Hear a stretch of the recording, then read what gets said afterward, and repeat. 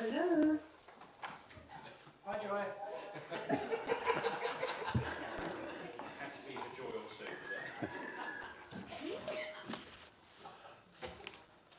Right, I would like to remind everyone present that this meeting is being live streamed to the Council's online webcast channel. If you're in the chamber, please remember to turn on your microphone when speaking.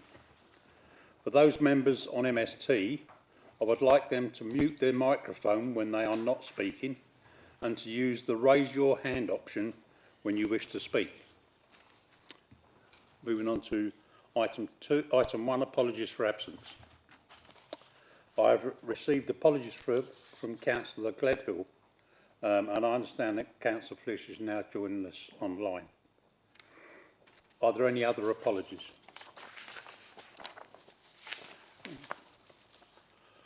Item 2 on the agenda, declarations of interest. Are there any declarations of interest to be made? Moving on to item 3.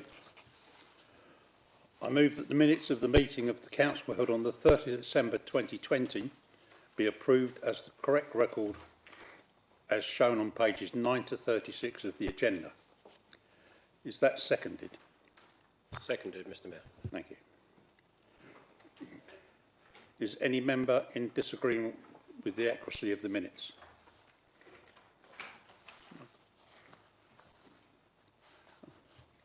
The minutes are approved. Moving on to item 4, items of urgent business. I have not agreed to any urgent items of business. Moving on to item 5, announcements on behalf of myself and the Leader of the Council. I will keep my announcements brief.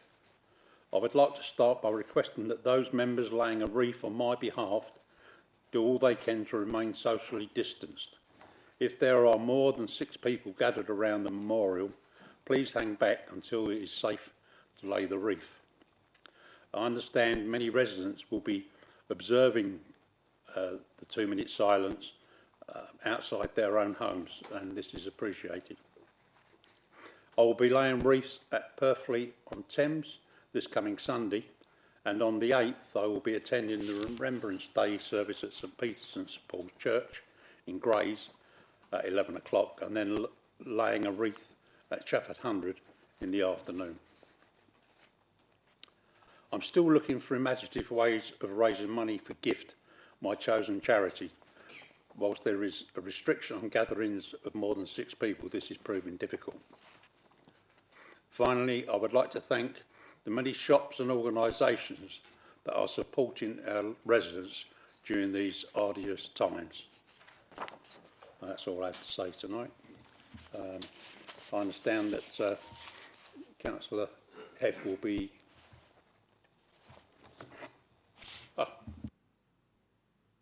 Councillor Head. Thank you, Mr. Mayor. Obviously, apologies on behalf of Councillor Glenn, who has been taken unwell and is sadly unable to join us this evening. Firstly, I just want to talk about COVID-19. When this council took the decision that Thurrock should remain in the lowest risk level, which is medium alert or tier 1, we did so based on the available data and the information and balancing the risk posed by coronavirus, with the harm we knew would be caused by our residents if stricter rules were imposed on their lives. The decision was not made based, or was made based, not or just on one metric, that being that the number of positive COVID tests per 100,000 people in the population, but on a number of factors, including the number of residents in hospital and the number of deaths where COVID was a factor. I can confirm tonight that between the 1st of September 2020 and the 27th of October 2020, 17 people from Thurrock have had COVID-19 positive tests and have entered hospitalisation at Basildon Hospital. And we are still seeing an increase in positive tests across the borough, as are a number of districts. But it is important to note that of the outbreaks in Thurrock, there are 2 very specific non-community environments, Mr. Mayor. Those being in a single care home and those in a hospital, of which there was an increased positive infection rates attributable purely to those settings. We know that the Thurrock Strong Community's determination and common sense have helped, but obviously we still have so much more to do. We must ensure that we remain vigilant against the threat posed by COVID-19. Now is not the time to allow complacency to creep in. We've already come together to achieve so much by carrying on our own personal responsibilities, playing our part, looking out for each other. We can continue to make sure that the borough stays as safe as possible. And we must now play an active role, even more so, in the fight against the virus. I don't think any of us that could have predicted that we would have found ourselves in this position, but I could definitely have predicted that Thurrock and our communities would have risen so superbly to the challenge. The pandemic is global, but the solutions are local, and the best defence comes from our actions. If we all continue to practice hands, face, space, abide by the rule of 6, and most people all use common sense to help prevent the spread of the virus, that way we can do everything we can to ensure that Thurrock stays at the lowest level however possible, and ensure that stricter rules aren't imposed on us. But we have to play our part. We continue to closely monitor and review the situation on a weekly basis, and we'll make sure that all decisions we make put our residents' health and well-being first and protect us all no matter what. I would take the opportunity to thank Her Majesty's Government, who have so far provided more than £14 million of emergency funding to the authority, which has been fully spent on covering the extra costs of the coronavirus issue. Namely, our excellent test and trace service, which is now 95% success rate in getting in touch with people who have been in contact with someone who have tested positive. Contracting our own testing service for the borough's care homes to protect those most vulnerable. And providing help and care to the most vulnerable people in the borough, including those who have had to shield the homeless and young people.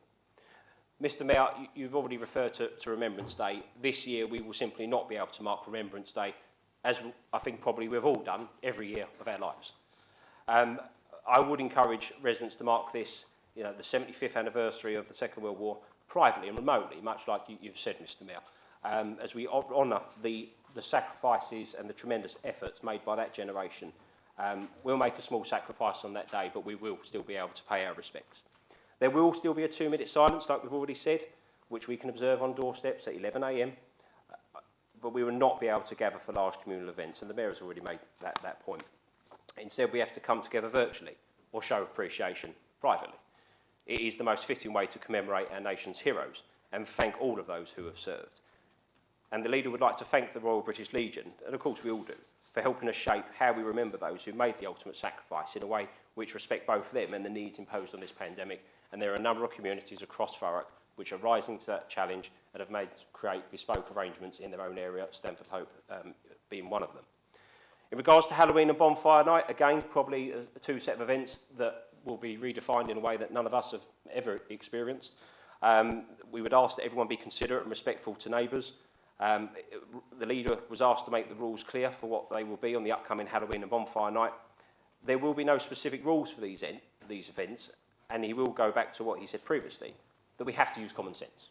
It's as simple as that. And think of the risk that would be imposed on groups of children knocking on residents' doors of different ages, residents who may be susceptible, of vulnerable or indeed infectious.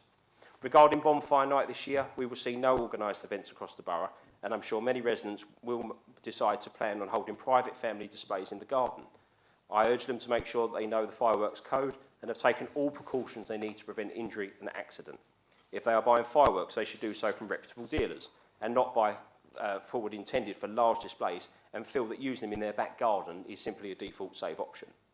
And we'd also remember that the impact it has on furry friends and pets and local wildlife, and should think about that as well as our own safety. There is plenty of advice of how this can be done, and I would urge residents to seek that out. And of course, it was this council meeting 12 months ago where the tragic incident happened in Eastern Avenue. Last week marked that first anniversary, and I know that the leader of the council takes a strong view that he hopes that his colleagues in France and Belgium are regularly watching the way that we've approached things and urge their authorities to work with their respective border control forces to help prevent further issues of people being put at risk by ruthless people smugglers. And I'm sure all of us will give a moment's thought to the people that died on that sad and tragic morning. In regards to Clean It, Cut It, Fill It, Mr Mayor, we have filled 1,776 potholes, each of them within the agreed timescales. There are about 1,700 tonnes of litter which have been cleared from the streets, include and another 776 fly tips cleared. We have issued 1,935 fixed penalty notices for antisocial behaviour like spitting, littering and dropping cigarette ends. That's all that the Leader of the Council would like me to update on.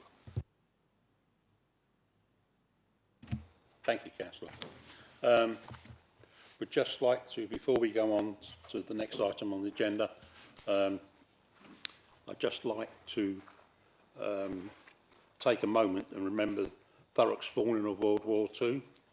Names can be found on page 7 of the agenda. While we take a minute, I'll read out the names. William Frederick Gray, Henry Lawson, Roger Devon Barker, Robert H. Bush, Doris Kempton, Albert Kempton, Herbert Alexander Day, Geoffrey Wickling, and Elaine Emily Sheila Bing.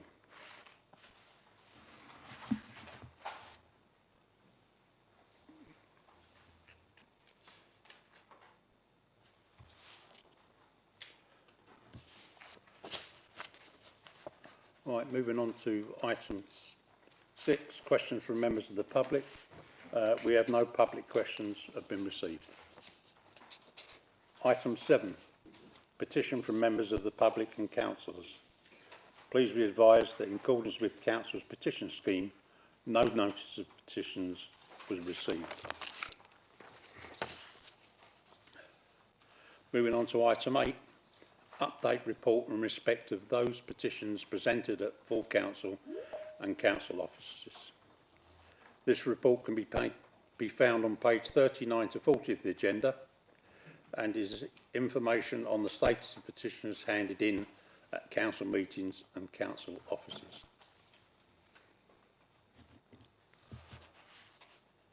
Item 9, appointments to committees and outside bodies, statutory and other panels. Councillor Hebb, do you wish to make any changes to the appointments previously made? No changes, Mr Mayor.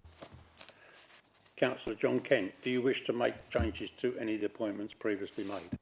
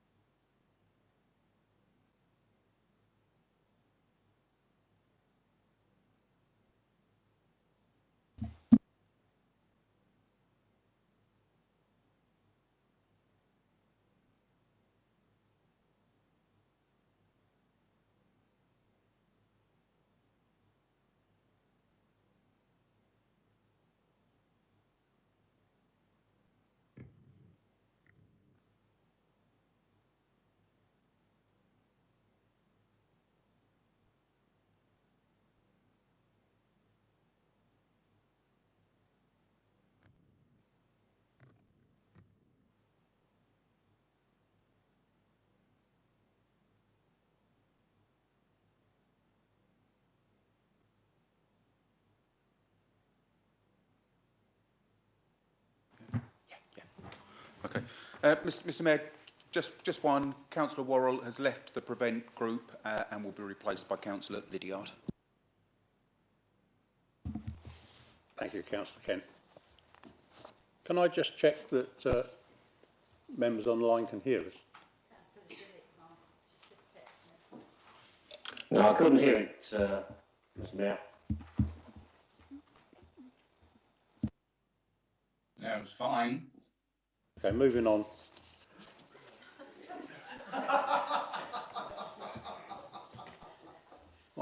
I'm getting indications that everybody should be okay, so. Councillor Byrne, do you wish to make any changes to the appointments previously made? No, Mr Mayor. Councillor Massey, do you wish to make any changes to the appointments previously made? None, Mr Mayor. Councillor Allen, do you wish to make any changes to appointments previously made?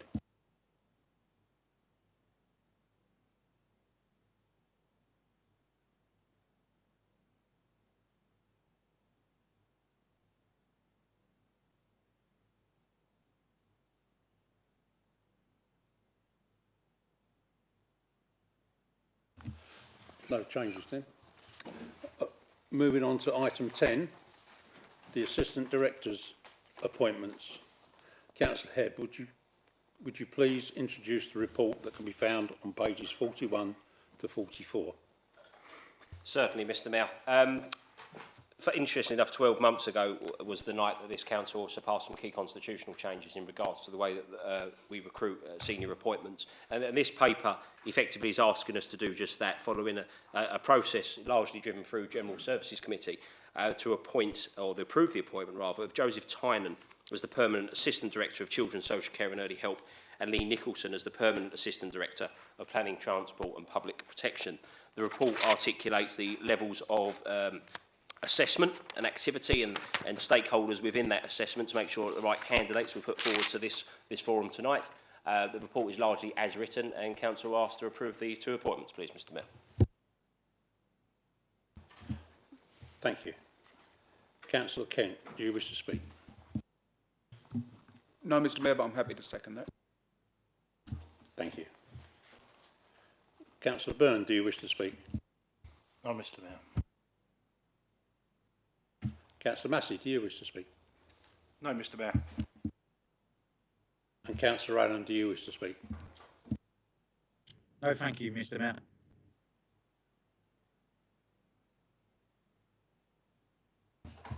Councillor Hebb, do you wish to sum up?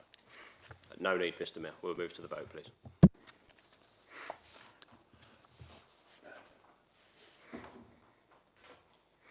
Is any member in disagreement with the recommendations made? Agreed. Agreed. I take that as everybody agreed.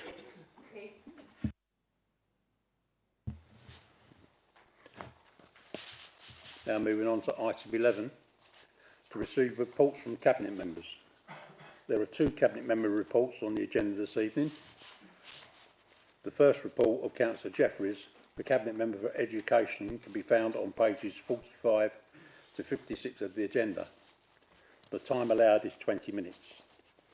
I will take one question from each member and will come back to those members who may wish to ask us additional questions if time allows. Please can I remind members to be as brief as possible in their questions and as succinct as possible in their answers to ensure that we cover as many of the questions submitted.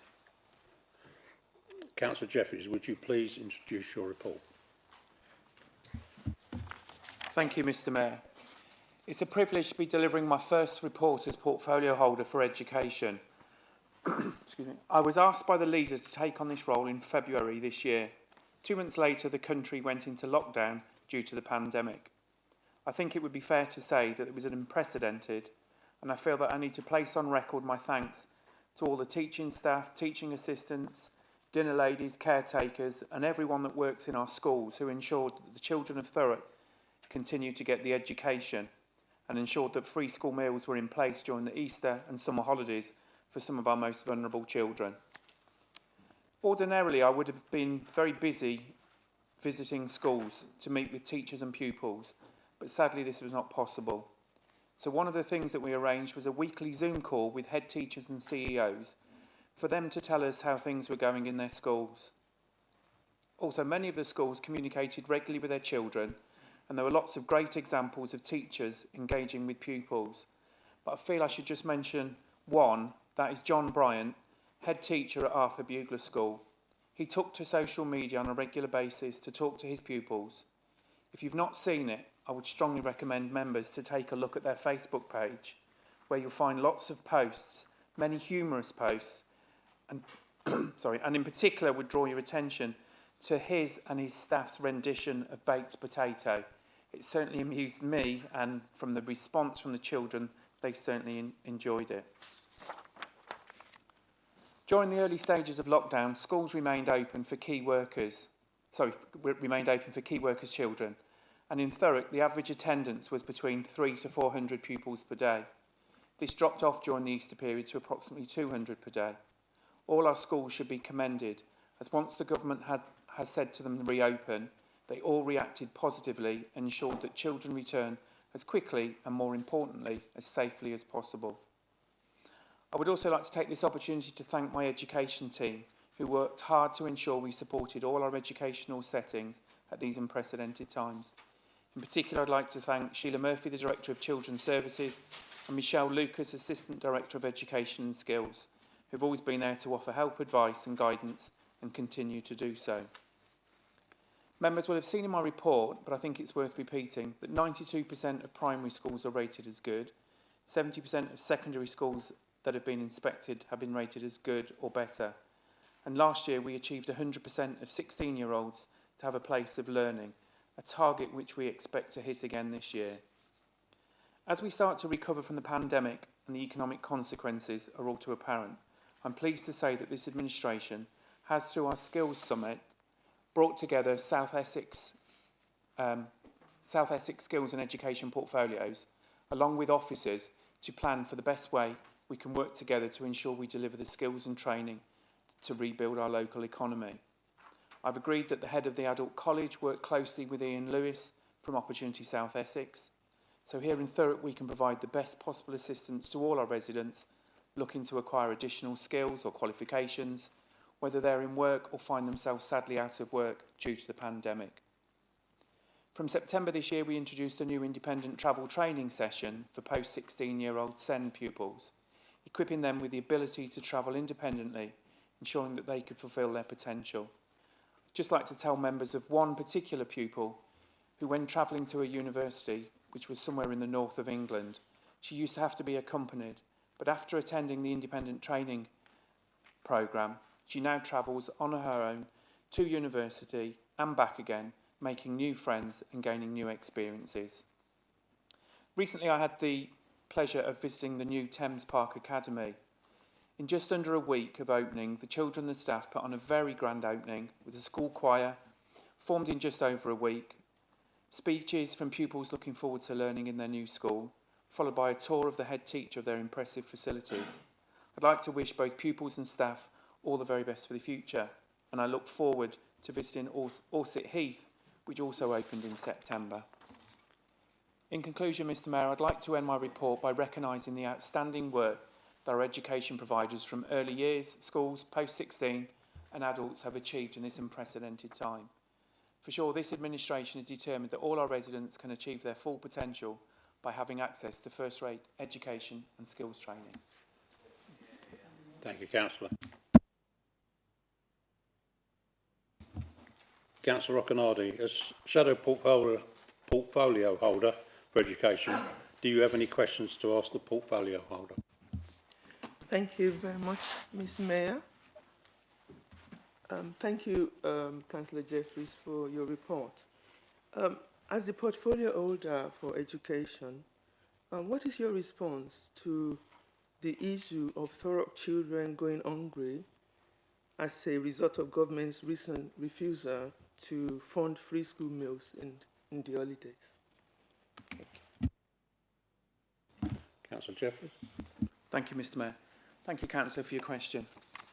During the pandemic, the government provided free school meals during the Easter and summer period. This is when schools were in lockdown and only open for key workers.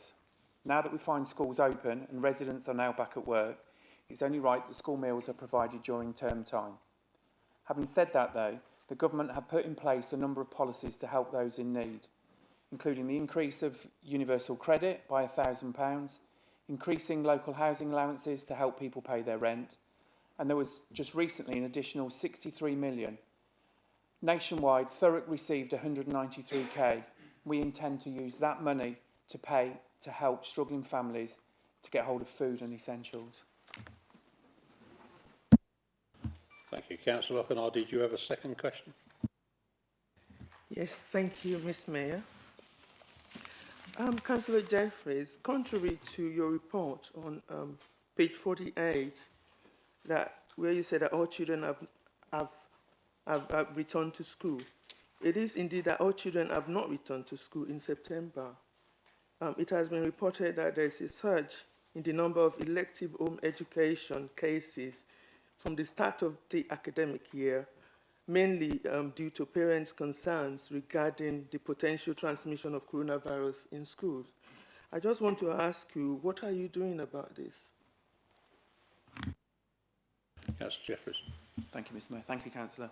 I have to say, with conversations that I have with head teachers and CEOs of schools, they're doing everything to reassure parents that the schools are safe to come back to. And it's my understanding that Thurrock's way ahead of many places, and parents are sending their children back in. We've seen an increase since the schools first went back. And I think with good communication, with the schools working with parents, more and more parents are sending their children back to school.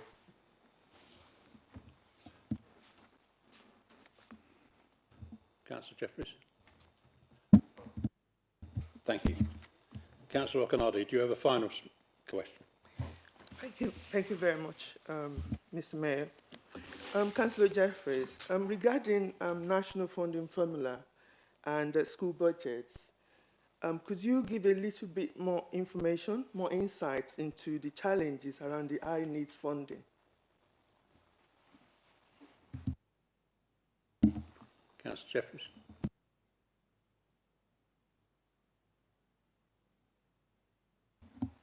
Thank you, Mr Mayor. Thank you, Councillor. I'm not quite sure what I can add apart from what I've put in my report, unless there's something specific that the Councillor is referring to. I'll allow you to respond. Thank you very much for that, Mr. Mayor. On page 52, it's just you just given a short paragraph, and at the end you said that the challenge still remains around our high needs funding, and we are working with schools and the ESFA at ways to address this. I just would really like to understand what are the challenges. Thank you.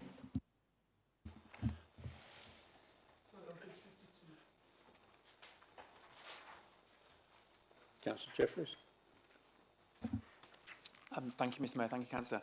I think what we're trying to get at there is that, budgets are tight. So we'll work with schools, we'll work to try and address these problems and ensure that schools do have the funding that they need.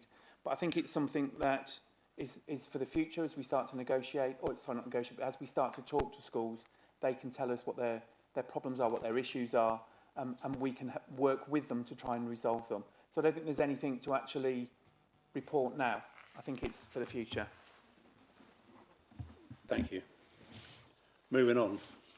Councillor Anderson, as Chair of Children's Services Overview and Scrutiny Committee, would you like to speak? Yes, please. Thank you, Mr. Mayor. Can the portfolio holder outline the long-term plan he has for skills and re-education in the borough, particularly as we grapple with the consequences of and look beyond COVID-19? Councillor Jeffries. Thank you, Mr Mayor. Thank you, Councillor. The government recently announced that every adult would have access to 4 years of funding post-18 education. We in Thurrock are determined that everyone, regardless of their age, should be able to meet their potential. That's why I'm pleased to announce that it's our intention to move the Adult Education College from its completely inadequate building into classrooms and buildings fit for the 21st century. Thank you, Councillor Anderson. Councillor John Kent, do you wish to speak? Mr Mayor, can I start by echoing much of what the portfolio holders said? As somebody who is a school governor in Thurrock, whose wife works in a school in Thurrock, who has a son who works in another school in Thurrock, I have seen at first hand the commitment and the dedication of so many members of staff throughout the spring, making sure that schools could safely stay open for the children of key workers, and then watching the work, the real hard work that's gone into making sure that schools could open more widely in September, to open widely, to open safely, and really importantly, to open as normally as possible for those children and young people to give them the best learning experience they can possibly have. I've been incredibly impressed by so much that's gone on, and I think we should all join together and thank teaching and other staff in all our schools. But I do want to come back to the issue of feeding free school meal children through the holidays. Nobody was expecting a pandemic. This isn't something that anybody could plan for. And I'm grateful that Councillor Jeffries has mentioned a figure of 193,000. Some basic arithmetic tells us that for the 4,500 free school meals children in Thurrock, to give them the equivalent of the £15 a week voucher through the remaining school holidays of this year would come to something in the region of £400,000. Can Councillor Jeffreys just expand on how he intends to spend that £193,000 to make sure that no child in Thurrock goes hungry during the school holidays? Councillor Jeffreys. Thank you, Mr Mayor. Thank you, Councillor Kent. As I explained earlier, it's not just about the £193,000 that the government gave us. The government has increased the universal credit payments by £1,000, local housing allowances to help people pay their rent, and the £193,000 that we've got, which we are aiming to distribute to struggling families to get hold of food and essentials. Thank you, Councillor. Councillor Byrne, do you wish to speak? Yes, just a question on isolating. In our local schools in Thurrock, we seem to isolate whole years in what local particular school where we are. It's year 5 and year 6 who have not had contact with the kids. In Basildon, it's just our friendship group that isolate. We're having kids in and out of school, and they're not actually seeing people. We're really disrupting, or are we disrupting their education? Basildon doing it right, or are we doing it right? Councillor Jeffreys. Thank you, Mr Mayor. Thank you, Councillor. I think it comes down to each school. They're following the rules and regulations, and if they believe that a child has come into contact with somebody with COVID, then the right thing is to send them home. I mean, I've been really impressed with the way Thurrock schools have handled this. They've, even when they've had experiences of COVID, they've kept the school open, they've kept it running, they've sent home the minimum number of pupils they've had to. They've communicated it really well on social media and letters to parents. So I can't comment on Basildon, but I think the Thurrock schools are doing an amazing job in making sure as many pupils can stay at school as possible. Thank you, Councillor Jeffreys. Councillor Massey, do you wish to? No, thank you, Mr Mayor. Councillor Allen, do you wish to speak? Yes, please, Mr. Mayor. If I could just ask the portfolio holder, would he ensure that more mental health support is provided for pupils within Thurrock schools, as identifying mental health issues within children at an early stage, along with applying early intervention and help, will lessen the effect that mental illness will have as that child enters adulthood? Thank you. Councillor Jeffreys. Thank you, Mr Mayor. Thank you, Councillor, for your question. I agree, we do need to be vigilant and make sure that we have mental health facilities available. And I think working with my colleague I've forgotten his name, Councillor Howden, the other councillor, yeah, sorry. Working with my colleague, we certainly do take it seriously, and we'll be helping and advising and giving any assistance we can to schools to make sure that children's mental health is taken seriously. Thank you, Thank you, Councillor Jeffreys, and thank you, Mr. Mayor. Thank you. We have some questions that have been coming in both from the Chamber and online. The first one, I'll ask Councillor Muldowney, would you please ask your question?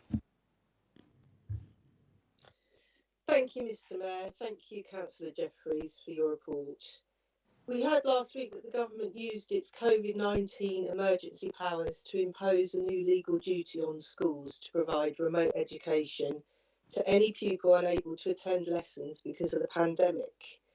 Then 2 days later, there were reports of schools in England, including some in Essex, having the number of laptops they had been allocated to help deprived children slashed by 80%. It was heartbreaking to hear about head teachers going into half term worrying about how they can fulfil their new legal duties without the resources they need to provide for their most disadvantaged pupils with an online education. We know that this will massively widen the attainment gap between advantaged and disadvantaged children who need to self-isolate or learn remotely. Can the portfolio holder tell us how this has affected schools in Thurrock And what will the portfolio holder do to make sure that none of Thurrock's children fall behind with their schooling if they're unable to attend? Councillor Jeffries. Thank you, Mr Mayor. Thank you, Councillor. Earlier in the year, when the pandemic started, the government made an allocation of laptops, and again, my colleague, Councillor Heldon, distributed them around to the vulnerable children. I'm not aware of any of our schools that are having difficulty with laptops. They've had their allocation, they've got their laptops. If you have specific examples of schools that are struggling, perhaps you could let me know, and I'm more than happy to look into it. But I'm confident that all the children that need laptops have the laptops within that scheme. Thank you. Councillor Redsill. Thank you, Mr Mayor. Thanks, Councillor Jeffries, for your report. Just to ask, it's probably been in some of the other questions that have come up, but are you satisfied as the portfolio that all is being done in the school environment to ensure COVID rules are being followed? And what are we doing in those schools with the head teachers? Thank you. Councillor Jeffries. Thank you, Mr Mayor. Thank you, Councillor Redsill. As schools started to open from June, schools were asked to carry out a risk assessment on whether pupils were the safest at school. This increased the number of pupils able to return. As risk assessments were carried out, our parents' confidence grew. By mid-July, on average, 4,000 children were attending per day. From September, I'm pleased to say that all children have returned to school. And whilst we have seen outbreaks in our schools, I'm confident that all our schools have followed the rules and ensured that only when absolutely necessary and in the interest of pupil safety have children been sent home. And as soon as they are allowed back, they are welcome back to school. All our schools have been extremely diligent in communicating with parents. This has meant that parents have felt safe in returning their children to school. So in a nutshell, I'm very confident that our schools are following all of the guidelines. Thank you, Councillor. We're nearly coming to the end of this. I've got two more questions noted at the moment. I'll take just two more questions and then we'll move on. So, Councillor Collins, could you please pose your question, please? Thank you, Mr Mayor. Also thank you, Councillor Jeffries, for your report. What struck me on the report on page 54 was the send and active travel, where children are rewarded on a daily basis for walking, cycling or scooting to school. Could you give us a few more details, elaborate on this and give us an idea of what the rewards are, please? Councillor Jeffries. Thank you, Mr Mayor. So I didn't quite hear the very ending of the question. Councillor Collins. Okay. Thank you, Councillor Jeffries. It's about the send and active travel scheme.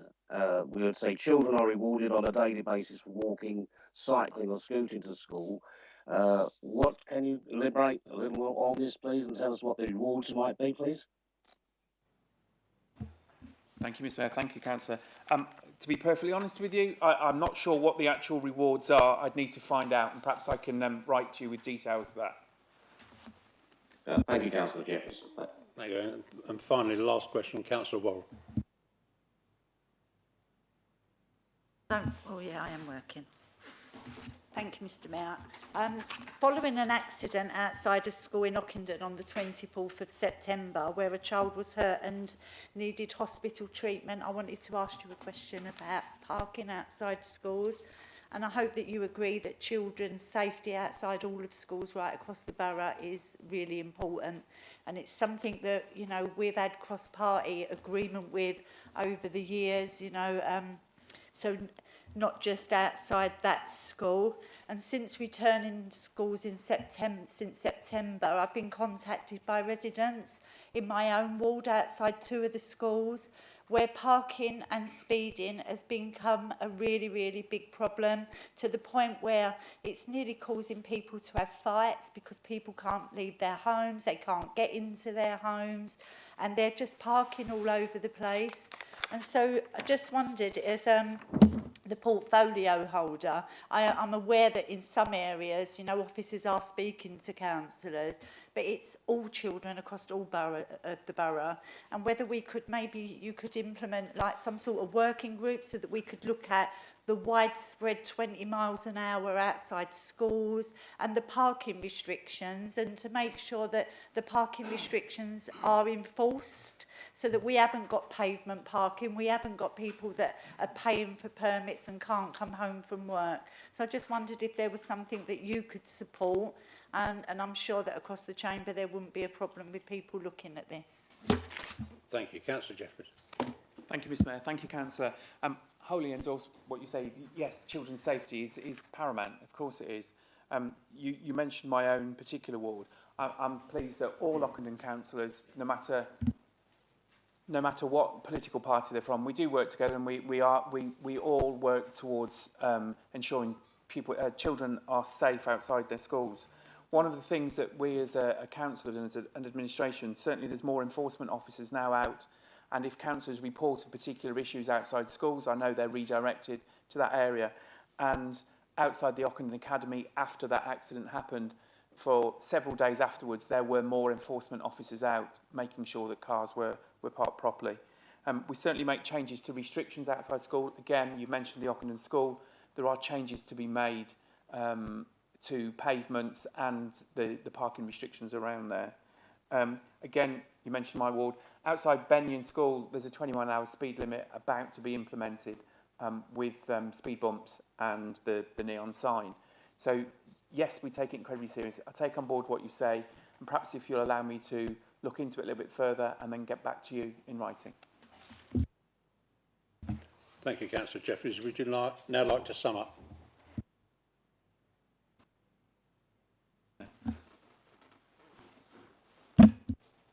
Right. In that case, moving on to item 12, that's the second report of Councillor Coxall, the Cabinet Member for Regeneration and Strategic Planning. Can be found on pages 57 to 70 of the agenda. Councillor Coxall, would you please introduce your report? You have 5 minutes allocated. I can see my colleagues really enjoying that one. They're all left. I'm left there on my own. Really, well, I enjoy regeneration and planning.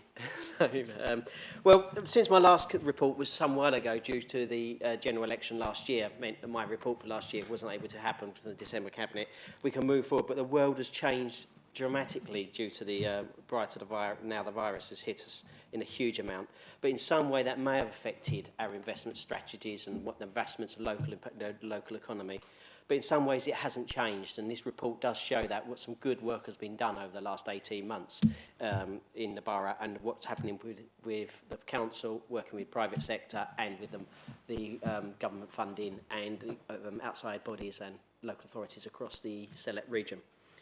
In fact, if we go for investments, really, the first national investment, significant investment through the development control orders that was coming for this government was Tilbury 2. That opened, it got a development approval last year within 365 days. They had built it, and we have our new port that I visited last week with the minister.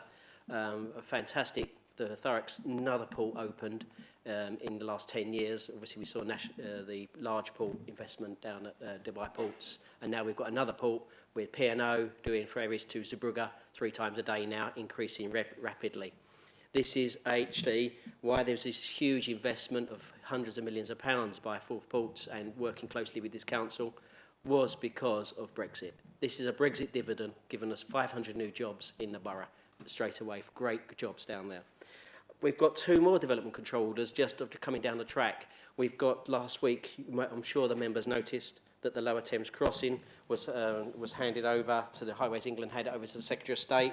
That was coming to very quickly now into inspections and moving forward to the next stage. And on top of that, very shortly, London Resorts will be putting their development control order. And if I mention this one, maybe it's a new, this proposal here is if we engage early here and talk to these in London Resorts, that could be a great economic benefit to us and completely change the riverfront and how we use it for many years instead of industrialisation, and could bring us some great opportunities for leisure activities from Purfleet to Corringham and re-changing what we do with the Thames and how that great river runs right the way through our heart of our borough. And if we move on to the Her Majesty's Government's investments, and both Tilbury and Grays this last year received £25 million from the Towns funds, of which we're spending 1.2 million this year before March on small things and changes, small changes, big improvements in both Tilbury and Grays. But then there's another £50 million coming down the track for both Tilbury and Grays that we've got to be spent. We've got to spend this by 2025, but we've got until January this year to deliver plans in how we want to spend that 50 million we have for Tilbury and Grays. I'm particularly pleased with Tilbury's 25 million because for many years we've been too long, it's been left alone, and this is another Brexit dividend, this money, because it's towns that have been left because of what's happened over the last 30 years in these towns and changing. And the Prime Minister gave his commitment, and we've got 2 towns, but Tilbury's the one that really is my heart, where for too long it's been left behind. And if you can't see that, that was the top 10 of the 100 towns. And Tilbury really does need that. And for many years, we've been saying in this administration that Tilbury needs some love, and now we can actually give it. And 25 million within the next 4 years spent there could be a sea change to that borough. But if you look at the town, recently you may have heard in Grays that New River is have put for sale these great Tilbury Towns centre, which they bought only a couple of years ago. Now, I've spoken to them. They understand that. Obviously, it's a great investment in Tilbury, into Grays. But what I want to do, commit tonight, it just shows that New River's still got commitment. They're just in the, from New River, is still chairing the Grays board and wants to continue to, and sees that there's a fantastic opportunity in Grays. If you look at Grays in particular, you see there's 25 million coming, and then you can see what we're hoping this week. I was hoping to announce another 20. We've got through to the next stage for the High Street funding, but at the moment we're still waiting for the government to give us agreement that we can move forward with that extra 25 million, bringing 50 million pounds to Grays. But I'm confident they'll see that the Tilbury board and then the High Street funds will be complementary and need to bring the Grays and bring Grays forward of another 50 million pounds spent by 2025 in Tilbury, in Grays. Moving on to the local plan, which is always a sticking point in the department here. Even more now, we should really move forward with the local plan at a rapid rate. This is important to keep Gatwick economy back on. And members will be contacted very soon as we move to the next stage with our partner, the Prince's Foundation, to deliver more community engagement, which I promised when I first took over this. After the pilot scheme in Averley was a great success, I'm hoping that as we roll out this in 8 more areas across the borough, members will engage next month with the Prince's Foundation and myself and the officers, so we can make sure that we have great community engagement in these areas and see the benefits of that. You know, it should be built. The plan should be built from the bottom up, like we've right further from. So the community wants this development, wants that, and that's how the community should be able to own this development as we move forward in the next 25 years of the plan. So this plan is really back on track. Can you start to close up? I'm trying to, yep, you've waited me 10 seconds. But so the administration's promise, though, really, is to make sure that Thurrock Thurrock is the best place to live, work and play. And that's what this report is delivering. With that, I'm hoping to answer questions. Thank you. Councillor Kieran, as shadow portfolio holder for Regeneration, do you have any questions for the portfolio holder? Yes, please. Thank you, Mr. Mayor. And first, I'd like to thank the portfolio holder for his report. I'd like to start, please, Mr. Mayor, by raising the matter of the legal situation regarding Thurrock Regeneration Limited. As TRL appears to have been omitted from this report, could the portfolio holder inform this chamber as to the current composition of directors and the situation regarding the resignations of the 3 directors in August of this year? Thank you, Mr. Mayor. Councillor Coxon. As you would know, post-COVID has changed everything, and what we need to do is really look at how we deliver our housing strategies and what we're doing, and everything is actually really important. And like all tonight, there's got to be a review of where we're going for the next day, and that is an important part. Thurrock Regeneration Limited was designed to deliver housing at a pace to make sure we get good quality, low-cost housing, either through the HRA or delivering into our, making sure we have good quality housing. At the moment, I think there is a review. We will bring a paper back to General Services at a very short period, and hopefully at the next General Service meeting we can have the results of what we're going to do with TRL and how we can have the right directors. But if we can't, we need to review. We need to then, I'm making sure that it's the fit and proper process and the fit and proper vehicle to deliver what I think this whole thing wants to. Low-cost housing is our priority, and just like the local plan, TRL, is that the right vehicle to move us forward? We don't know that coming out of the review, but that will be very quickly at the next, I believe, at the next general services or one after that. Thank you, Councillor Kieran. Do you have a second question? Thank you, Mr Mayor, and thank you for that to the portfolio holder. With regard to the A13, I welcome the 4 paragraphs that are given over in this report to it. I do notice and note in 11.3 that there these issues have led to an increase in the cost of the scheme, and there is a mitigation plan in place. With regard to the mitigation plan, can the portfolio holder confirm that Thurrock's taxpayers will not be made to pay up the financial shortfall accrued through the mismanagement of the project so far? Councillor Coxon. As I said last month, and I answered the thing, I can't give that guarantee because that would stop all investments in the Majesty's government would give to us, and anyone, and a loss of confidence that we don't pay our dues. Just like this, we've got to abide by the rules and the law, and we don't give guarantees. We can never get that £100 million and that extra money that CELEP has given us in July this year and approved. The government approved in September, I believe it come to us. So we've got some money there. There is a thing. We're fighting. The officers are fighting it. I instigated after that, pause and review, and you're going to hear that later on or what. And pause and review is a good idea to pause these things when we're moving forward and review and look at, is this the best? What should we do? And it's come out of that. And lessons learnt from the A13 have been across a whole of my department and are trying to actually teach new learnings, because you shouldn't do that. I can't deny that the A13 over booking order coming in 2015 and right the way through has been not good. And what we've got to say that is learn and not do it again as we move forward with billions of pounds being spent in the borough in the next 25 years. But if we did that, it would lose confidence in the rest of it going forward. But I can promise you we will look at every avenue to make sure that the Thurrock residents aren't going to pay any more money for that borough. Thank you. And do you have a final question, Councillor Kieran? Thank you, Mr Mayor, and thank you for that, portfolio holder.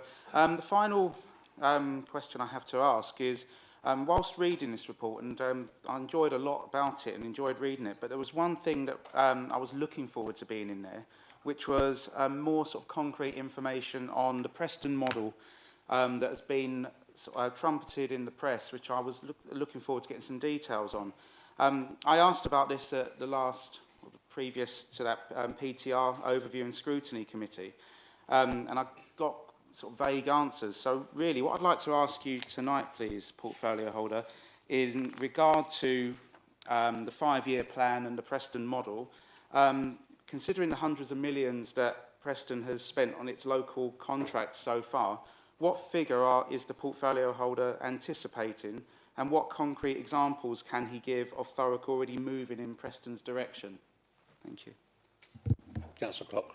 I don't see why we can, with lessons learned across all people and all authorities. But what I can say is the model that we've been using right the way through here, the Thurrock model, is the model I'm going to go. And lessons learned across all them will be. But if you've got examples, and if you've asked that in there, I'd really helpful if you could, and I understand that, let's go and see if you can particularly say, but I've never seen a way of running contracts any better, and if we've got good examples, we will lessons learned, just like anything else. We do want to learn, but I'm happy to listen to you. Thank you. Moving on, Councillor Allen, as Chair of the Planning, Transport and Regeneration Overview and Scrutiny Committee, would you like to speak? Yes, please, Mr Mayor. If I could just ask the portfolio holder if he could ensure that the monies that are available via funding for Tilbury are monies well spent and not wasted at all, and to ensure sustainability for many years to come, providing value for money spent and making sure that Tilbury is more than set for a bright future. Thank you, Mr Mayor. Councillor Coxon. I agree.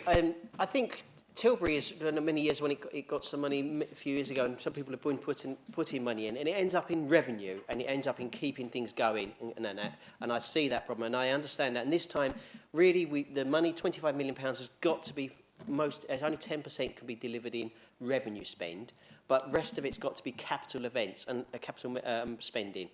That £25 million, and I think the board is now into the stages of having conversations with the wider communities, which has been happening at the moment. I think all members of Tilbury have been spoken to. The board chairman has spoken to them all. Well, hopefully, he told me yesterday that he had spoken to all Tilbury councillors about how we're going and try and making sure that's engaged with that. And my personal sitting on the board as a board member, that I wanted to spend it on a small amount and to keep it to 4 or 5 big items of capital spending to make sure there's an iconic legacy left in the borough.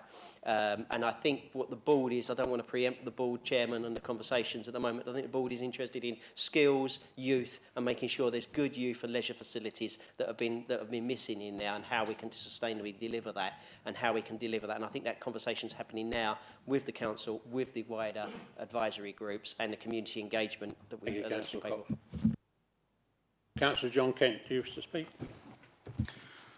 Mr Mayor, clearly the decision of New River to put Grays Town Centre up for sale is a blow to the plans that have been carefully put together for the town centre, and I think we're all disappointed in that.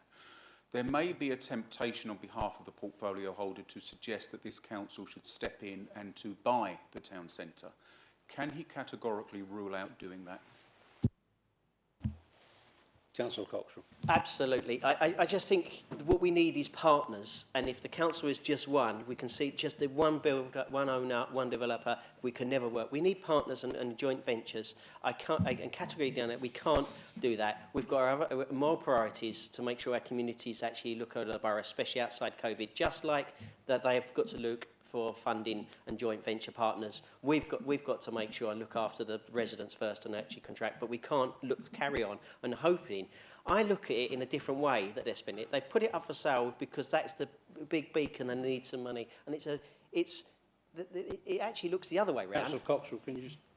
I'm trying, but you've got to, it's an important loss of we're £100 running million. out of time. So it's got to look at it around the other way. It's not because they don't want to keep it, it's because they've got to because of post-COVID. If no one comes up and get a joint venture, I think they can get a joint venture partner comes across, then I think there's a good opportunities there. It hasn't changed in 12 months COVID. There is still a great opportunity because of the amount of money that government and the investment this council is onwards. Councillor Byrne, do you wish to speak? Yes, please. I haven't got enough time because I live in Stamford-de-Hope and we'd be here all night, so that's all I've got to say.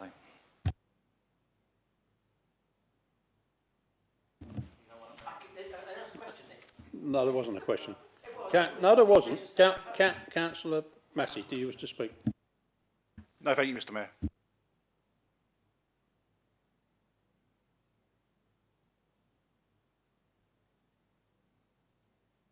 Moving on, we have 2 other people that would like to speak. Councillor Muldowney.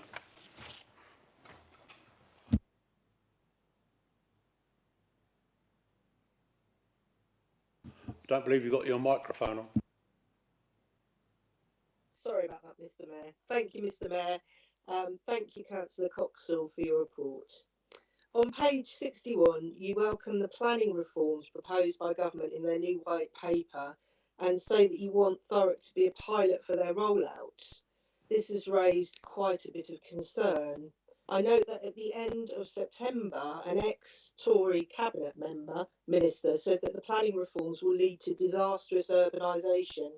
They described the plans as a gift to ruthless property developers who will be able to throw up thousands of tiny, unlivable rabbit hutch flats in our communities that we will no longer be able to object to. Shelter spoke out to say that they think these Tory planning reforms could kill off affordable housing altogether, as they would end Section 106 agreements under which developers deliver affordable homes in exchange for the permission to build. How are you going to ensure that we deliver genuinely affordable housing and other accommodation for the benefit of thousands of our local residents languishing on our waiting lists if we become a pilot for these reforms? Thank you. Councillor Coxon, could you respond? Yeah, I don't want to disagree with my Conservative colleagues in other boroughs and the shires, but Thurrock has been completely different to a shire. And we have had a forward-looking, low-cost policy on delivering our local plan, cross-party here. And we've been a beacon since 2011 when Councillor Kent was in and the Conservative Party supported Councillor Kent's mention before that. And that's why these changes devolve power down to the local plan. If the local plan is right, we can't get that. My first years in here, we decided to have a different planning strategy, and we've got a planning changes to actually making sure our houses aren't that size, and we've got a better quality housing, and that's what we want to change. And the local plan is the way to doing that, and that's what these planning changes are. If you look at it, and just for talking about we need to engage, is the important bit of using the Prince's Foundation. That's the pilot we did in Averley. That was paid for partly by government, and looking at that, and part of them local engagement to get better local planning reform, making sure the planning committee is delivered locally, and making sure that it only happens when the communities want housing. And that's what the local plans are trying to deliver. Community-led, ground up of how we get there, and the benefits to, so you don't just have mass housing, and we make sure that we want here low-cost housing. We want to deliver that. I've had many conversations with Councillor Rice over this over the years about the local plan. The local plan has got to deliver housing for our communities and our young people at a reasonable cost. For 20 years, they've been going up and up in house prices. I think and we need to do that. question, And that's what these planning reforms will deliver, if you're done right.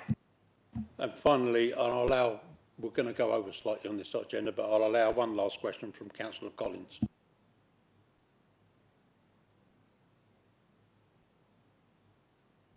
Sorry, Chair. Mr. Mayor, I'll let put my hand down. Somebody else can have it out. Okay. Right, Councillor Cockrell, we're moving on. You've now got 2 minutes to sum up, and I'd like you to try and keep to the 2 minutes, please. I can't promise that. So what I think is it's really important. I think the Councillor Murdo, it's just hit the nail on the head. It's how there is worry. When there's change, there's worry. And when there's change in the planning laws, it is. But if we have actually driven the local plan, and that's a really important thing coming in the next few months, engage members and buy in to how we deliver our local plan and how these planning changes can help us deliver what we want to do. And our members are deciding the priorities. And now I think across this is to make sure we get proper low-cost housing. Now, that's the conversation that I started the question with Councillor Kerry, how we deliver that through TRL.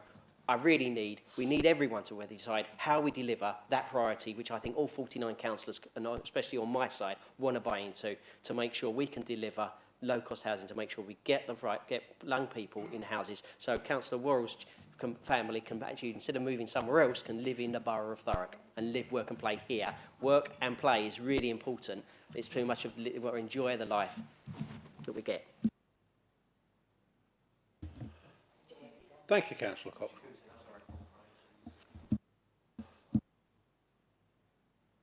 So that brings us on to item 13 on the agenda.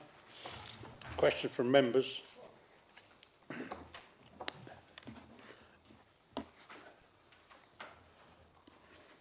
We have up to 30 minutes for this item. There are no questions to the leader and 8 questions to cabinet members. These can be found on pages 71 to 72 of the agenda. Those questions not dealt with at this meeting, the member to whom the question is addressed shall provide a written answer as soon as practical after the meeting.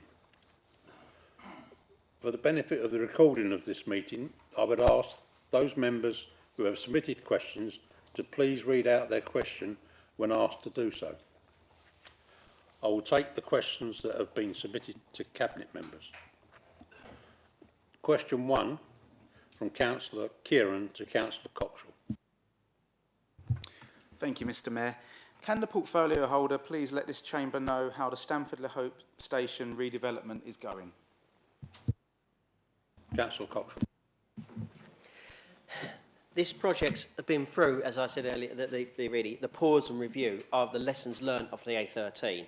And coming out of that, it's now in a better place, more deliverable, more affordable within its budget envelope, and more importantly, something the residents actually would like to see down there.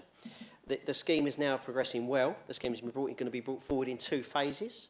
Phase one will be the station site, and phase 2 will be the transport hub and on the opposite side and the opposite side of the road, which we was purchased earlier this year.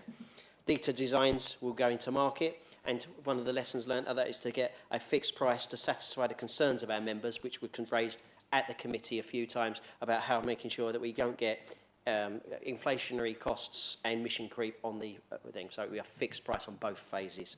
The preparation of the tender documents has now started, and we'll be drafting the contracts at the same time to move forward. Councillor Kieran, do you wish to pose a second question? Yes, please, Mr. Mayor. I'd like to thank the portfolio holder for his answer. Just generally, given the importance of this project, I do find it somewhat lamentable that it warrants just a paragraph in this report and just under 2 minutes worth of speech when it was brought up at Cabinet. So therefore, as a question to follow on, since July 2018, when it was declared in the press that the station plans are still on track, and up until the present day, how much has been spent on external consultants? Councillor Cockrell. The external consultants is always expensive because, like, the problem is I've got a different thing, or maybe disagree with them. Consultants are sometimes important in contracts to get the skill set. And what we saw in the A13 expansion is we didn't have enough early time and skills actually in-house. And what we've got to do is actually, so I'm not going to, there is quite a lot of money you're going to come out with, I'm sure, afterwards how much it is, but I'm not going to say how much that is. But at this stage, consultants are important. You can't just blame external consultants. We need skills. We need the skill set in here. And instead of permanently, we've not a big like development corporation. This department is a very small department and has to rely on consultants. Development corporation had what, 80 staff, I think, and we're delivering that with a fraction of that. What we were doing 5 years ago with the Development Corporation. So I'm not going to be ashamed. We do employ consultants quite regularly in my department. Councillor Kieran, do you wish to pose a second supplementary? Thank you, Mr. Mayor. I know the portfolio holder has said before in previous answers about not giving guarantees, but when you look at the timeline of this project, I think it's important tonight to give some reassurance to our residents about things definitely being on track, because with a timeline from 2016 where it was 12 million, in 2018 it was declared to be on track, in February 2019 Cabinet approved another 4 million, then there was pause and reflect, then at PTR in July 2020 the figure was 19 million. So can the portfolio holder please state for everybody what the final bill is going to be, please? Councillor Cochrane. It has to be delivered within the budget envelope of the agreed at Cabinet, which is 19.7 million from memory, just under £20 million. It cannot go over that, and that's why there will be a fixed price because of concerns at PTR. And I've mentioned it here. The members were concerned about fixed price. We've got to get a fixed price that includes anything else. That's a fixed price, and there is that they have to deliver that, and that's why it's writing a contract and there'll be you'll be moaning at me another consultant to actually design this contract as well, but it's got to be. We can't do this in-house. We've got to make sure we do it properly, and that's one of the lessons learned from pause and reflect from the A13. Yes, it's but in the next 20 years these will improve. But I do take your point. I get it in the neck from my local colleagues of Stamford West weekly about making sure that we get this stack back on track. But I think we've got a great design here. The residents group are very happy about seeing it, and we just need to now see some shovels in the ground. I agree with you completely. Thank you. Going on to question 2 from Councillor Byrne to Councillor Ewing. Councillor Byrne, please read out your question as set out on page 71 of the agenda. Yes. Where does performing arts sit within Thurrock's plans, bearing in mind the very precarious position the industry finds itself in at the moment? Councillor Hugh. Thank you, Mr. Mayor. Thank you, Councillor, for your question.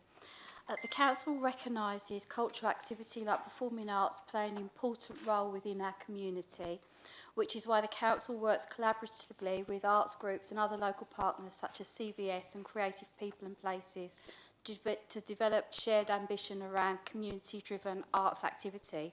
and we actively support those groups with seeking funding avenues and continue to provide community grants.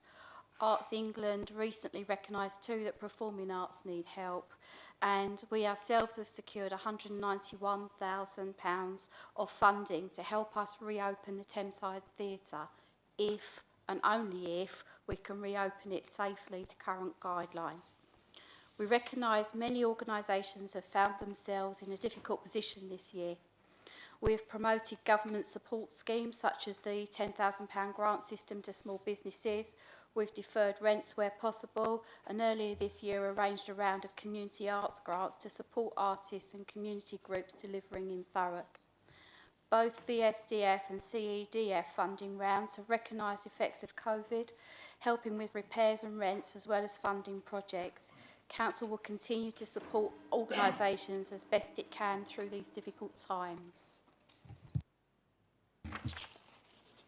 Councillor Byrne, do you have a supplementary question?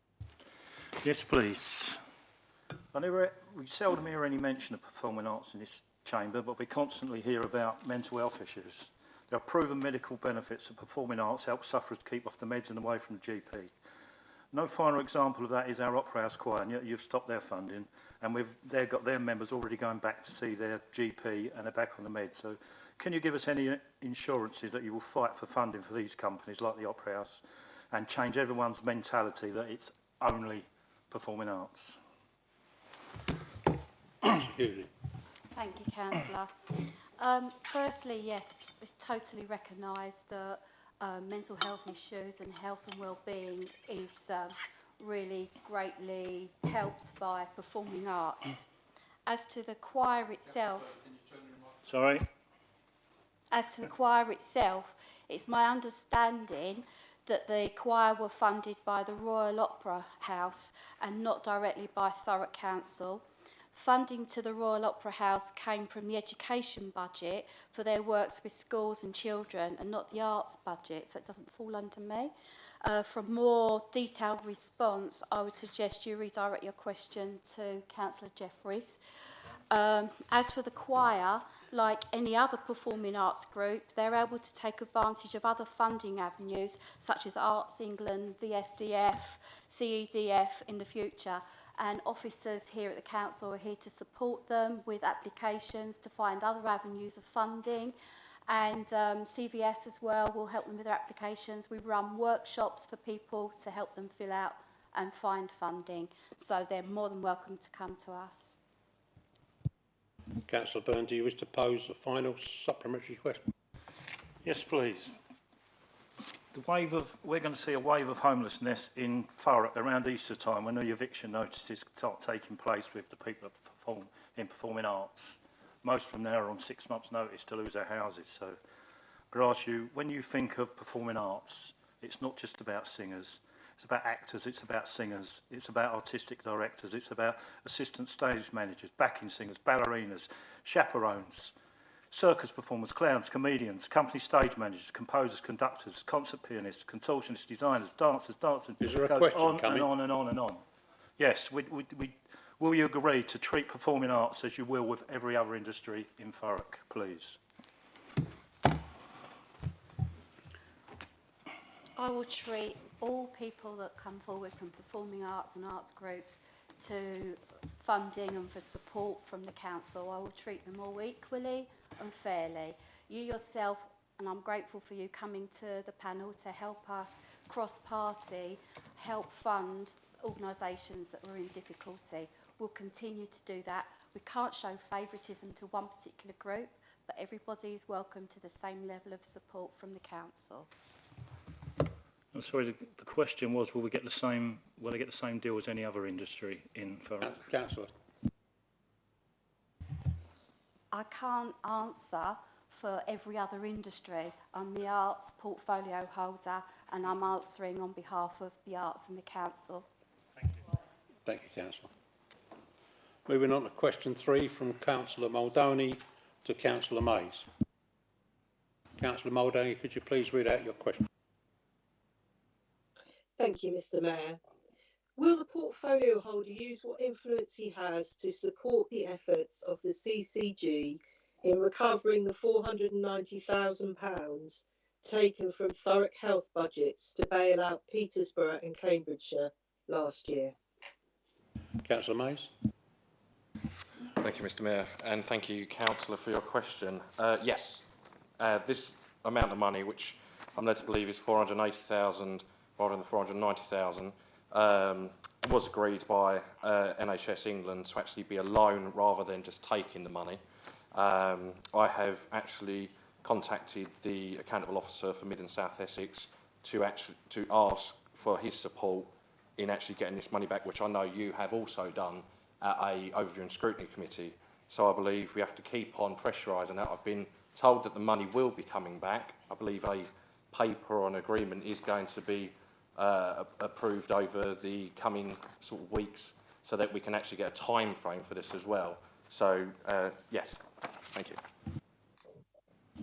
Councillor Muldowney, do you wish to pose a supplementary question? Yes, please, Mr. Mayor. Thank you for your reply, Councillor Mays. I'm glad to hear that you've been speaking to the accountable officer for Mid and South Essex, as indeed you're correct in saying I've actually been chasing this issue for over a year through the health and wellbeing scrutiny. As you know, you are the only democratically elected local representative of the local health economy, so it is your responsibility to act on behalf of local residents to make sure they receive the health services they need. I was promised by the representative of NHS England at Health Scrutiny Committee over a year ago now that the payments would be started in the next year and would be repaid over the following 3 years. So that deadline came and went in September of this year, and still no firm arrangements have been made for paying back this money. Can you give me any idea from your inquiries when this money will be paid back? Councillor Mays. Thank you, Mr. Mayor.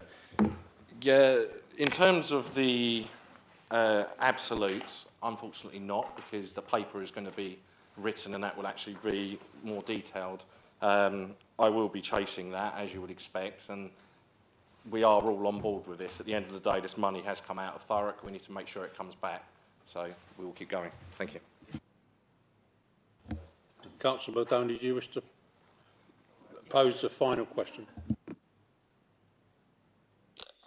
Thank you, Mr. Mayor.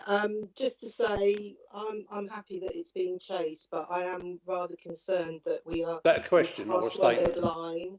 And I would, if the health portfolio holder could come back to me as soon as possible with a deadline for when repayment will start, I would appreciate that.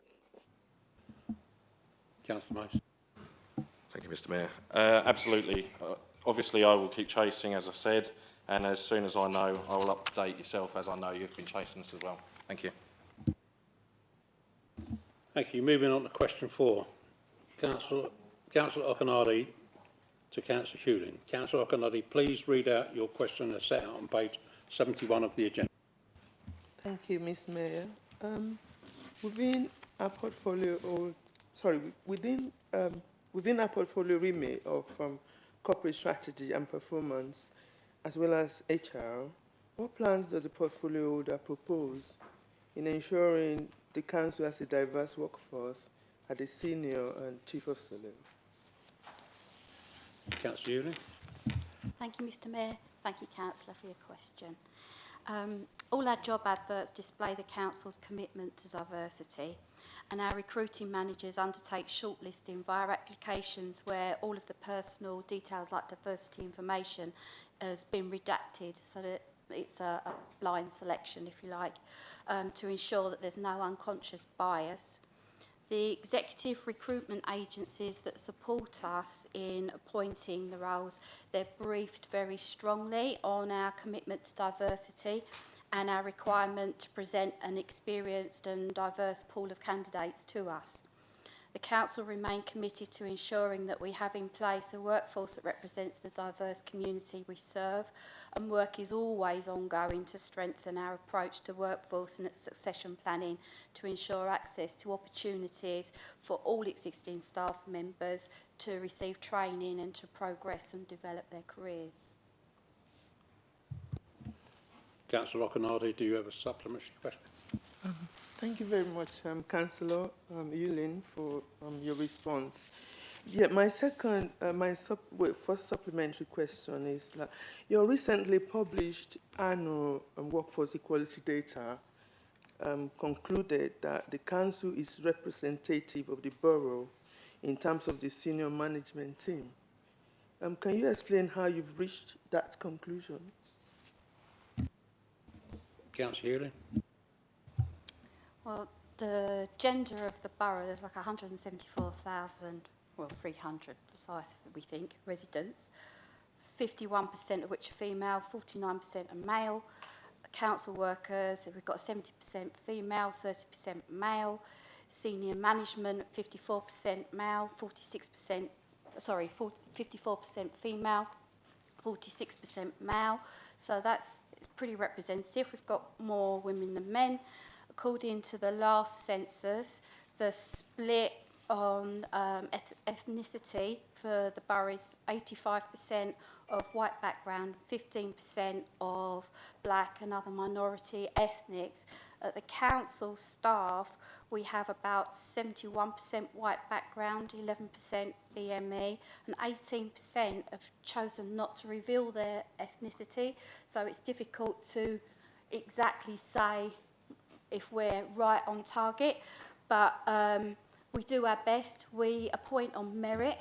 It's done by actions and words. We try and do unbiased looking at applications. So I think we're representative in the fact that the percentages, if you look, are up or down in the same way.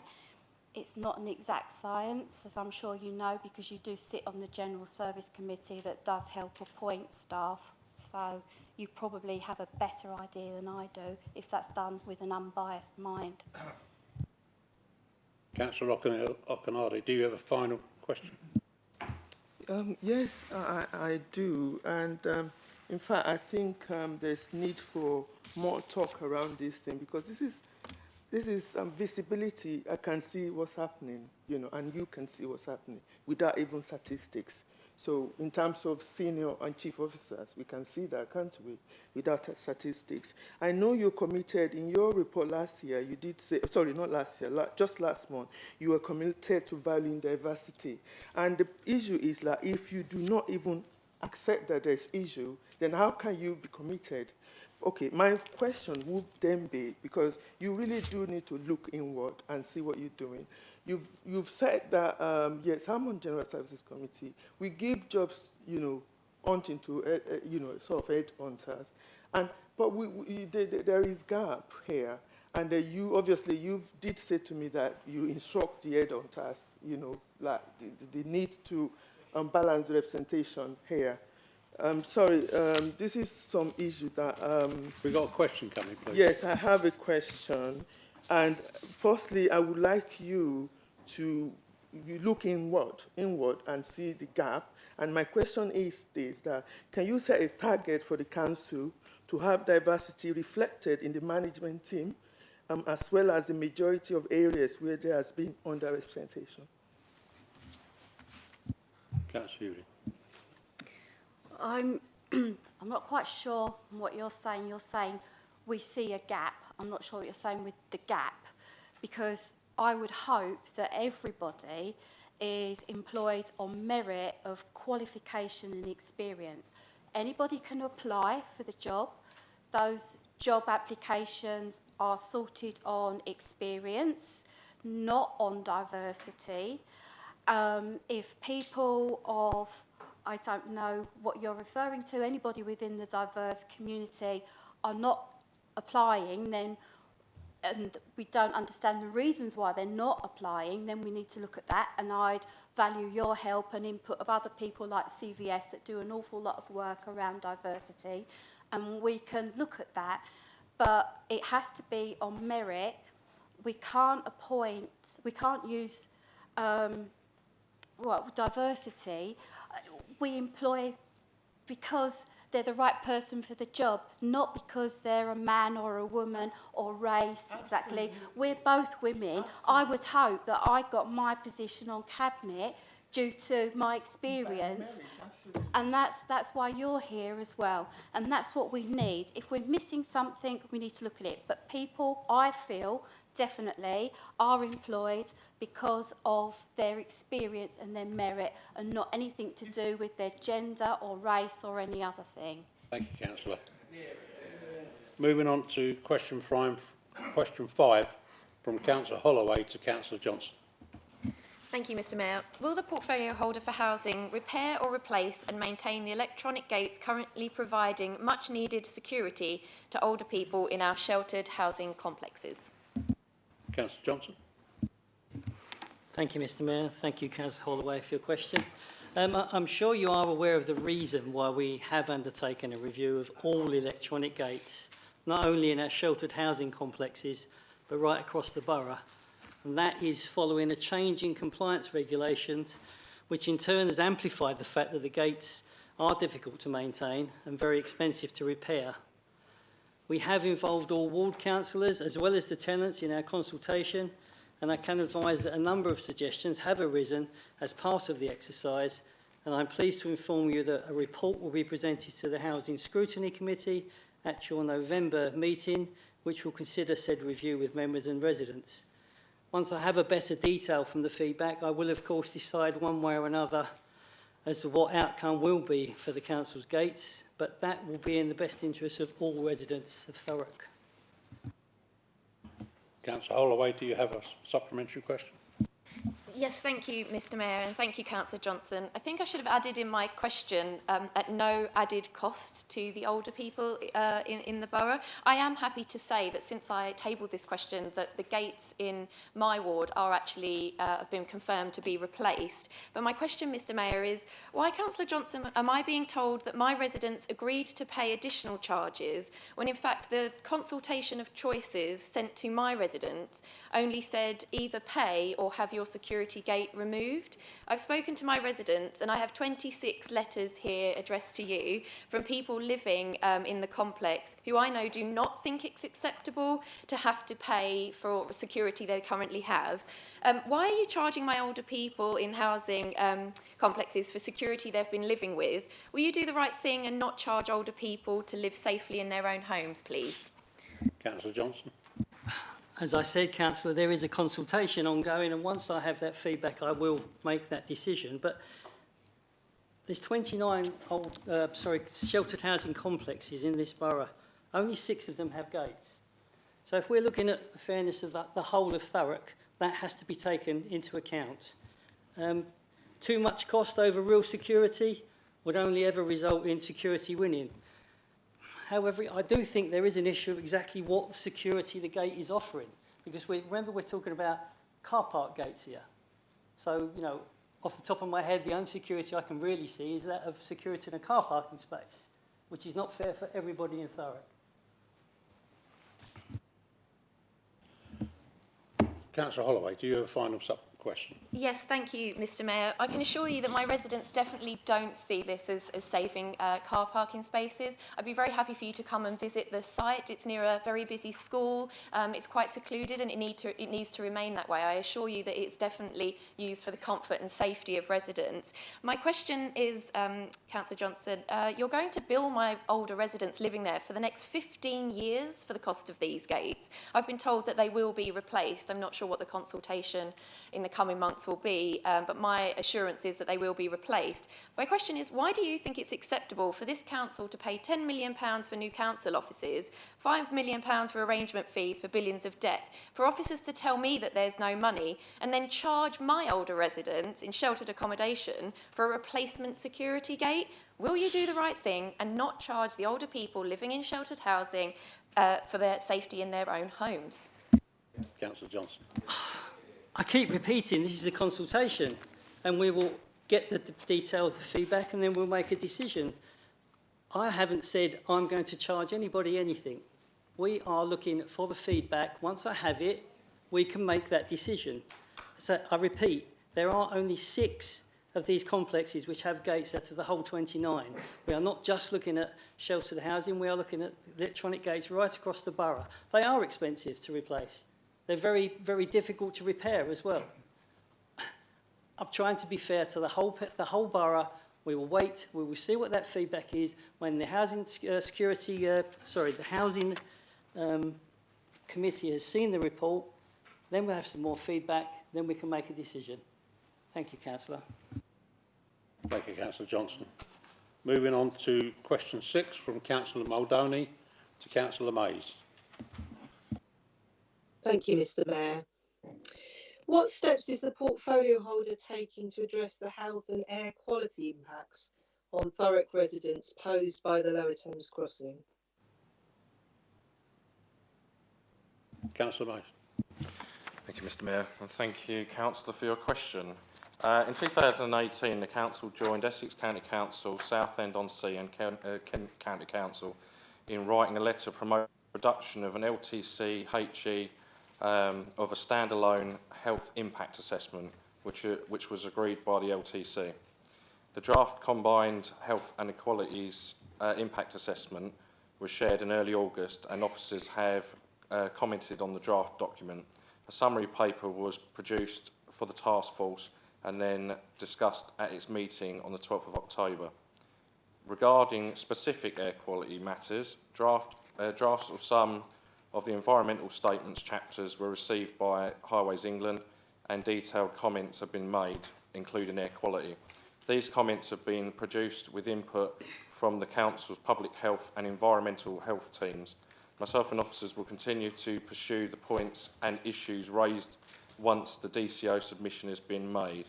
Any outstanding matters will be recorded in the local impact report, which is anticipated will be subject to report to Council in the coming months. Officers and the consultation team are fully aware that this is a critical, important issue for the Council and of its residents. Thank you. Councillor Muldowney, do you have a second question, please? I do, thank you, Mr. Mayor. Thank you, Councillor Mays, for your reply. I must admit I was very surprised not to see the Lower Thames crossing included in your report to Council last month. It seemed like a significant omission, particularly as you sat alongside me on the Lower Thames Crossing Task Force and listened to evidence about the existing health issues suffered by those along the route.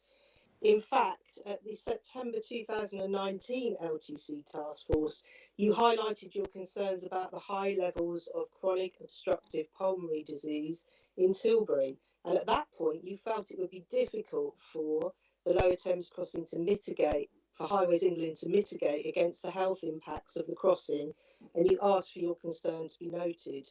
Is this still your view? And if so, why was this not included in your report to Council last month? If this isn't your view, what's happened in the meantime to change your mind? Councillor Mays. Thank you, Councillor, for your question. Yes, I have been sitting in the LTC meetings, and quite frankly, they was very difficult to sit through last year. Very glad we changed, well, the chair changed on that one. The fact is there is going to be air quality issues. It's not even up for debate. I've said it. We've all said it. We've all said the same things time and time again. The DCO, I believe, is submitted now with the conversation I had with the chair earlier. So obviously we need to look at the health impact assessment and see what's going to happen now. The report was based on what we've been doing over the past year, and also that included some of the work of my my colleague, the other councillor. So yes, my feelings haven't changed. There is going to be a lot of pollution. The fact is, we have said what we've said, and you've raised the fact that I've said that. Thank you very much. So therefore, nothing has changed from me, but we have to be pragmatic about this because the LTC has been submitted to the DCO, so we need to think about where we proceed with this, not necessarily just go around in the same arguments again. Thank you. Councillor Muldowney, do you have a final question? I do. Thank you, Mr. Mayor. Thank you, Councillor Mays, for your reply. I'm glad that you still agree with yourself now that you're a Conservative councillor rather than when you're a Thurrock independent councillor. I note that you've been removed from the Lower Thames Crossing Task Force at last month's council meeting after quite patchy attendance, it must be said, as a Conservative councillor. But I hope you have taken the time Councillor, we're running really... impact update presented at Councillor Mulder, we're running really short of time. Can you get to a question or we'll move on? I'm just getting to it, Mr. Mayor, if you just let me. Okay, I'm glad that you raised the health equalities impact assessment, which was brought to October meeting. This assessment highlighted. No, there is the. I want to. Councillor. Lacked clear recommendations which would prevent or mitigate negative health impacts from the scheme. Councillor. Can you tell the people of Thurrock what you are going to do about? I'm gonna. Councillor, I'm sorry. I'm not going to. There wasn't a question amongst it. It's taken too much time. I'm sorry. I'll put you on mute and we're moving on. We're now actually out of time for questions. People of Thurrock what you're going to do about this. Councillor. Right. We're actually councillors. We're actually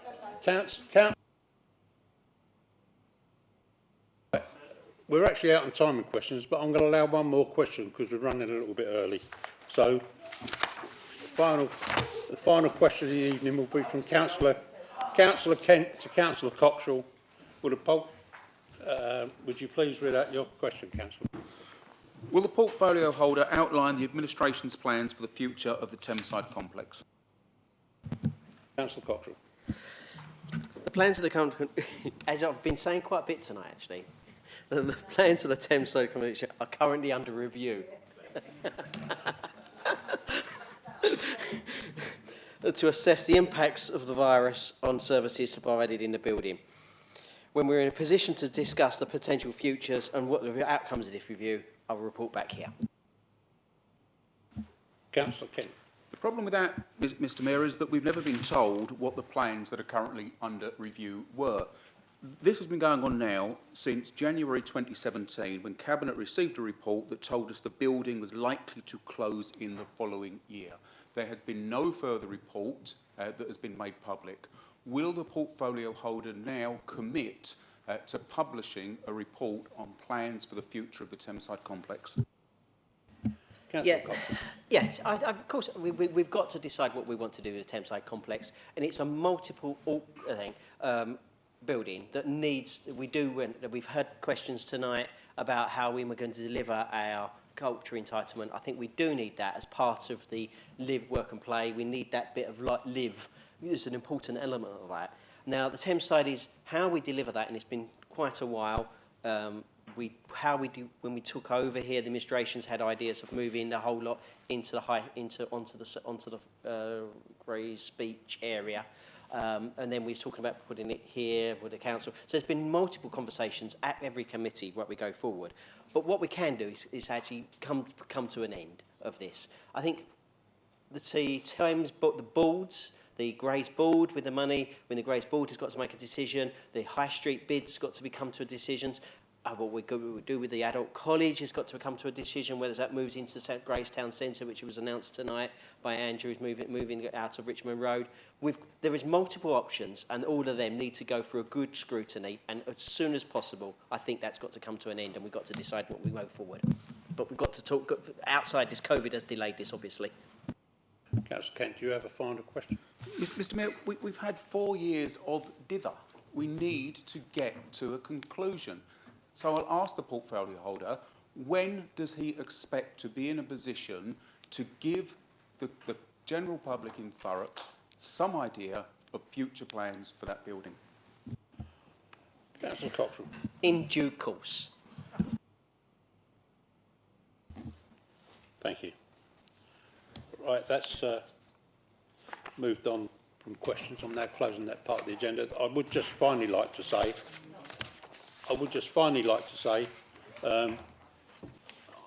I'd still like, whilst I understand that there's an urgency to get questions in so that you get far enough up the agenda to possibly have them answered, I still believe that some of the questions that are coming in could be answered promptly, more promptly, by actually approaching the officer in charge or the portfolio holder direct prior to the council meeting.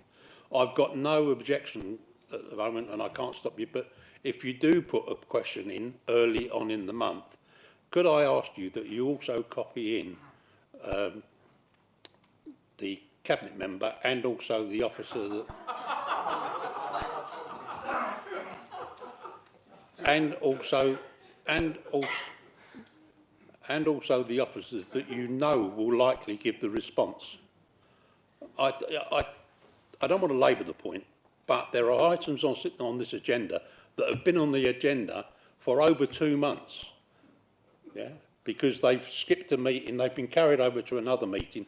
That obviously isn't urgent to my mind, and doesn't need to come to full council. If it was that urgent, it should have been sorted out before then. Anyway, I'll. Point of order. Mayor, point of order. Point of order, Mr Mayor. Mayor, Mr Mayor. Councillors. Mr Mayor. Point of order, Mr Mayor. Would it be possible, I know we normally, and maybe this is the wrong time as a point of order, but just to look at our working group of how the full council works post-COVID and how, and some sort of, to actually come back with a constitution working, because we are running out of time regularly, and notice on questions now has been changed so that opposition members, shadow members can have 3 questions. That gives wider 49 councillors not a problem.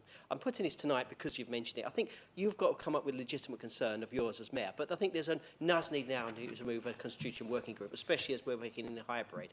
And I think all 49 members to make sure there's full engagement of all 49, including backbenchers. Yeah, thank you, Councillor. I think you've made a good point. Mr Mayor. Councillor. I get your point, but I'm still waiting for an answer from a portfolio holder from January, so it don't work. Right, okay. And if you want to dish the questions around, why are the Indies getting 2 against us 1 and they're not getting there? They get a question, Councillor, so you're... I'm sorry, Councillor. You're expanding, aren't you? That can be discussed outside the meeting. Moving on to item 14, reports from members representing the council and outside bodies.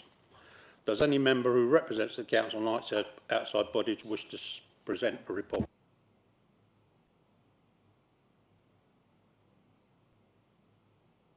Moving on to item 15, minutes of committees.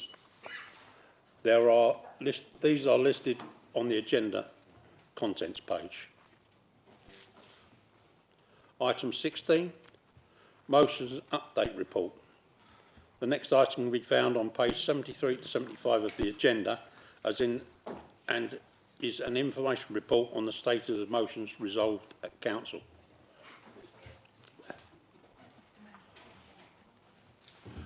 Sorry, Councillor Kent. Mr Mayor, I'd be interested to know how this particular item is put together, because this evening we have nearly 1, 2, 3 motions that we're updated on, and there have of course been many more than 3 motions passed over the previous year. I'm particularly interested in the motion that was put by Councillor Rigby in February of this year, on the subject of fireworks causing distress and injury to pets and wildlife. And I think all of us in this chamber have had emails from residents who are concerned in the run-up to bonfire night about this issue. And it seems that we've made little or no progress on it through the course of the year. And I know there have been other priorities that are, have taken a lot of time.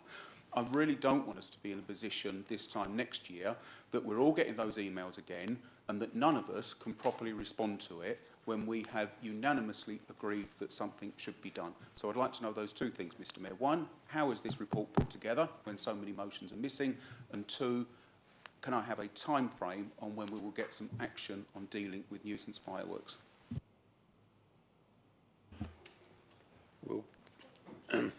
We'll get that. I don't believe that information is readily at hand, so we'll get that information to you, Councillor Kent.